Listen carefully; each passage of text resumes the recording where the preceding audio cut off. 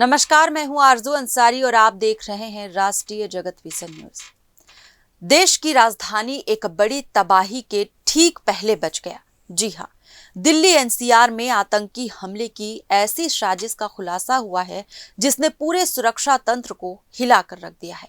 एक डॉक्टर के घर से 300 किलो आरडीएक्स, AK-47 राइफल और भारी मात्रा में गोला बारूद, ये सब बरामद हुआ है। ये कोई फिल्मी कहानी नहीं बल्कि जम्मू कश्मीर पुलिस और गुजरात ATS की संयुक्त कार्रवाई का नतीजा है। हरियाणा के फरीदाबाद में हुई इस छापेमारी ने देश के दुश्मनों की वो गहरी साजिश उजागर कर दी है जिसका निशाना था दिल्ली, यानी देश का दिल। सूत्रों के मुताबिक बरामद हुआ आरडीएक्स और हथियार किसी बड़े आतंकी नेटवर्क से जुड़े हैं। डॉक्टर का घर, जो दिखता था एक आम रिहायशी मकान, दरअसल बना हुआ था बारूद का अड्डा। जानकारी के अनुसार जम्मू कश्मीर पुलिस ने कुछ दिन पहले फरीदाबाद जिले में छापेमारी की थी।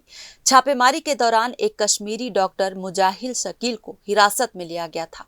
रविवार को उसकी सूचना के आधार पर पुलिस ने 300 किलोग्राम आरडीएक्स, AK-47 राइफल, 84 कारतूस और 5 लीटर रासायनिक पदार्थ बरामद किया।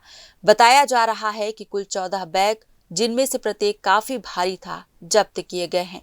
इस अभियान में इंटेलिजेंस ब्यूरो की एक टीम भी शामिल थी।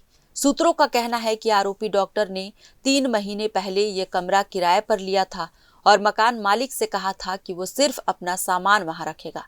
हालांकि वो वहां रहता नहीं था। छापेमारी के दौरान एक टीम 10 से 12 गाड़ियों के साथ मौके पर पहुंची और पूरे इलाके को सील कर दिया गया। जांच दल अब इस बात की जांच कर रहे हैं कि इतनी बड़ी मात्रा में अमोनियम नाइट्रेट हरियाणा कैसे पहुंचा और उसका असली मकसद क्या था। डॉक्टर आदिल के नेटवर्क की भी जांच की जा रही है, जिसमें यह भी शामिल है कि क्या उसका जैश-ए मोहम्मद से कोई संबंध तो नहीं है। फिलहाल इस खबर में बस इतना ही। देश प्रदेश की खबरों से अपडेटेड रहने के लिए हमारे चैनल को सब्सक्राइब करें और नए खबरों के नोटिफिकेशन के लिए बेल आइकॉन जरूर दबाएं। नमस्कार।